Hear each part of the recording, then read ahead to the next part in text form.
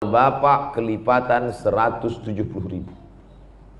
Sekali Bapak mempermudah orang, berarti amal Bapak kelipatan 170.000. Begitu juga kalau menzolimi 170.000. Ya'ti yaumal qiyamati bi sholatin, nanti mati menghadap Allah, sholatnya banyak, sholat sunat duha, sholat sunat tahajud, sholat witir, sholat awabin, sholat isyraq, sholat qabliyah, sholat ba'diyah, wasiyamin, puasa Senin Kamis, puasa Ayyamul Bait 13, 14, 15, puasa Asyura. Nih bulan Muharram, Asyura nanti paling bagus 3 hari, 9, 10, 11. Tak bisa 3 hari 2 hari, 9, 10. Tak bisa 2 hari 1 hari, 10 saja. 1 hari pun tak bisa, mati aja lah. Ada orang nanti menghadap Allah, puasanya banyak, sholatnya banyak, sedekahnya banyak, tapi ternyata amalnya itu hilang. Kenapa? Diambil yang 170.000 orang tadi. Yang ngantri banyak, yang teraniaya, yang terzalimi. Satu mengambil puasanya, satu mengambil zakatnya, satu mengambil sedekahnya. Setelah orang ini mengambil, ternyata antrian masih panjang. Apa solusinya? Diambil dosa mereka, ditimpakan kepada PNS Bangka Tengah. Tsumma turihat ilaihi, dicampakkan pada mereka, tsumma turiha finnar, lalu mereka pun dilemparkan ke dalam neraka jahanam. Mereka masuk neraka bukan karena narkoba, mereka masuk neraka bukan karena berzina, masuk neraka karena satu, menzolimi orang lain. Tapi saya tak mau, jangan gara-gara ini lalu besok tak ada lagi masuk kantor. Masuk kepala dinas, kepala badan, kemana anggota kita? Semua udah pensiun dini Pak. Karena takut zolim, bukan itu. Makanya kalau menyampaikan ceramah itu harus seimbang. Kalau disampaikannya ada seorang memelihara kucing, rajin ibadah, masuk neraka gara-gara menganiaya kucing. Sampaikan juga ada seorang WTS masuk neraka gara-gara memberi minum seekor anjing. Masuk surga gara-gara memberi seekor anjing. Harus seimbang. Karena kalau tidak nanti orang akan meninggalkan. Jamaah, jangan lagi mikirkan dunia ini. Dunia ini najis, kotor. Akhirnya semua orang mau mati. Tapi sampaikan juga yang masuk surga nanti adalah orang kaya. At-tajiru saduqul amin, pedagang, bisnismen, punya hotel, properti, perumahan, kaya, dia masuk surga bersama para nabi, orang soleh, orang jujur dan amanah. Maka bangkitkan semangat umat ini. Poin kedua yang ingin saya sampaikan, ada PNS, orang ngantri panjang mengurus akte kelahiran anak, mengurus surat lahir, mengurus macam-macam. Kenapa panjang betul ngantri ini? Mohon maaf Pak, petugasnya mana? Sedang sholat duha. Berarti ada kekacauan dalam pemahamannya. Dia anggap mengurus orang banyak ini tidak ibadah. Yang dia anggap ibadah adalah sholat duha di musola. Ini alim tapi jahil. Kontradiktif. Karena duduknya di kantor dari jam 8 pagi sampai jam 4 sore adalah ibadah, bukan sholat itu ibadah.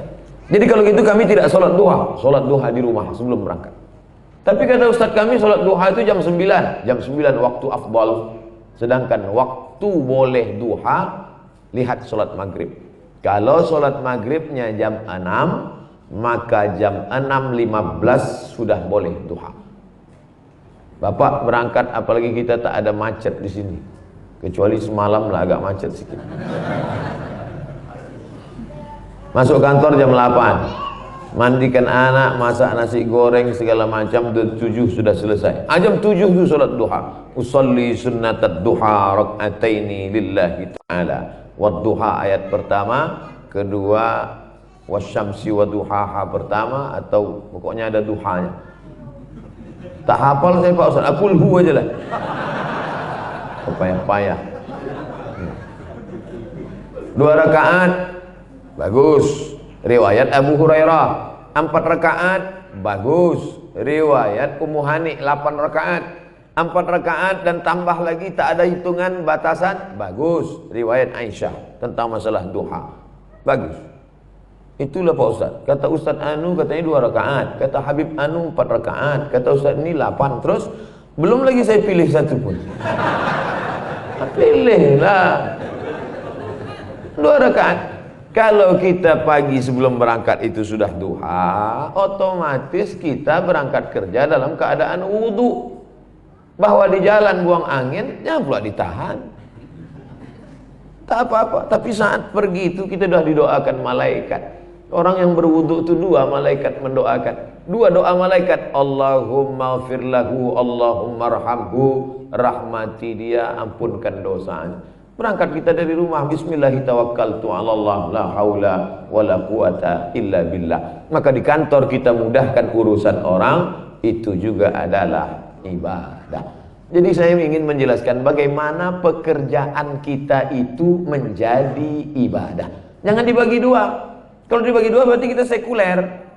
Ini kerja, ini ibadah. Saat kerja bukan ibadah, saat ibadah bukan kerja. Salah. Bahwa kerja kita itu pun ibadah. Tapi jangan pula salah paham. Nanti masuk jam 12 azan di musola kantor. Hayya 'alas shalah. Dia tetap nulis laporan. Kok enggak sholat ke masjid? Ibadah. Ini tak betul. Karena ada namanya ibadah mahdah, pure, murni, original ibadah. Salat, baca Quran, zikir. Tapi ada pekerjaan bernilai ibadah. Sebab kalau yang namanya ibadah itu cuma salat, puasa, zikir, baca Quran, ibu nanti bisa cemburu sama suami mengatakan Allah tak adil. Kenapa? Suami bisa i'tikaf, suami bisa puasa sunat, suami bisa zikir, suami baca Quran, sementara ibu hamil 9 bulan 10 hari. Maka hamil itu juga adalah ibadah. Nanti kalau Pak Kepala Dinas manggil, apa ini cuti-cuti hamil, sikit-sikit cuti hamil. Pak Kepala Dinas, ini pun ibadah. Malah hamil itu ibadah yang tak putus dengan kematian. Yang sholat duha putus setelah mati. Tapi hamil punya anak, anak itu akan mendoakan, mati kita dimakan cacing tanah tak putus. Waladun solihun yad'ulah, anak soleh yang mendoakan. Pahami dengan baik bahwa pekerjaan ibadah. Suatu malam saya ceramah di Masjid Raya. Saya tengok banyak yang wajah-wajah asing pakai baju seragam. Ini ada apa kok lain malam ini? Maaf Ustaz Somad, malam ini Kanwil BPN datang, Badan Pertanahan Nasional. Dibawanya satu kantor karena ulang tahun BPN menghadiri pengajian. Jadi ternyata simpel sekali untuk merubah kerja jadi ibadah. Ulang tahun BPN, bawa anggota pengajian, merubah menjadi ibadah. Saya gaslah cerita tentang mati. Kita akan mati dimakan cacing tanah, diciptakan dari tanah, walaupun kerja di kantor pertanahan. Siapa yang menganiaya sejengkal tanah, qadra shibrin yutawwaqu yaumal qiyamah, sejengkal tanah itu akan melilit lehernya pada hari kiamat. Pokoknya malam itu cerita tanah aja saya. Selesai pengajian, mari kita dengarkan kata sambutan dari Bapak Ketua, Bapak Kanwil Badan Pertanahan Nasional. Kata Pak Kanwil, saya memang ingin pegawai-pegawai kantor saya ngaji, maka saya yang membawanya. Dan mulai malam ini saya katakan, seluruh masjid, surau, langgar, musola, besok datang ke BPN, urus surat tanah gratis. Begitu. Sekarang masjid tidak bisa dapat bantuan dari Depsos, Kemensos. Kenapa? Karena masjid tidak punya surat. Ketika gereja yang dapat bantuan, orang pengurus masjid marah. Ini nampaknya negara sudah tidak mementingkan masjid. Padahal negara baru bisa mengucurkan dana kalau masjid punya surat. Maka surat tanah itu masjid-masjid diurus. Pengurus tidak mau mengurus karena sulit. Maka BPN memudahkan. Surau, langgar, musola. Datang pula PLN. Apa kata kepala PLN? masjid, surau, langgar, musola, pesantren, kalau mau ngurus masuk lampu listrik, insya Allah. Gratis juga Pak? Tidak. Cuman agak mudah sedikit lah. Karena dia tak sanggup, karena mahal. Tapi jangan lupa, negara tak mampu. Ada orang di Kalimantan, dia jumpai saya, Ustadz Somad, dimanapun Ustadz ceramah, tolong Ustadz cari di mana jamaah Ustadz yang mau ngurus masuk lampu listrik, kontak saya, maka pengurusannya gratis. Nanti saya kasih nomornya. Surau, langgar, musola, mau tambah daya, mau yang baru. Artinya apa? Ternyata pekerjaan kita itu bisa kita robah menjadi ibadah. Kumpulkan guru agama, guru ngaji, imam, guru agama, guru ngaji, imam, tukang mandikan orang mati, semua kumpulkan. Nah, kumpulkan satu, beri pengarahan 1 jam, keluarkan SIM. Bapak-bapak polisi, bapak Wakapolres, bapak Kapolres, kumpulkan. Mana guru mengaji, imam surau, tukang mandikan orang mati, tukang gali kubur, semua. Tapi yang ada sepeda motornya, sepeda tak untuk apa sih? Kasih dia pengarahan 1 jam. Begini caranya, begini. Praktek lapangan, buatkan tes, kasih ujian. Supaya apa? Karena mereka ini amat sangat berpengaruh di tengah masyarakat. Bayangkan kalau ada ustadz 3 kali kena tilang, itu bisa dibawanya sampai ke khutbah. Nampaknya simpel, sederhana. Tapi saya tidak mengajak untuk mengakal-akali undang-undang lalu merusak aturan, tidak. Tetap melalui prosedur, tetap ada tesnya. Tapi dia diberikan pengarahan sehingga dia mengerti, tidak dipersulit. Begitu juga dengan kantor imigrasi, mau membuat paspor. Jangan macam nasib saya dulu. Dulu saya buat paspor, saya tengok tertulis di situ, pergi ke sini, pergi ke sini, pergi ke sini, pergi ke sini, pergi ke sini, 124.000. Giliran saya mau bayar 300.000. Sekarang saya urusan malah tak diminta duit sama sekali. Ternyata besar pengaruh viral.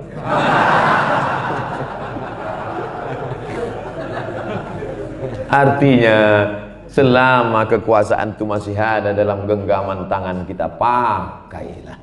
Tapi saya tidak ingin kita menjadi curang, menjadi penjahat, tidak. Tetap ikut peraturan, tetap ikut aturan negara. Tapi ada yang bisa kita lakukan selama kita. Jangan nanti ketika sudah pensiun, barulah kita mau berbuat.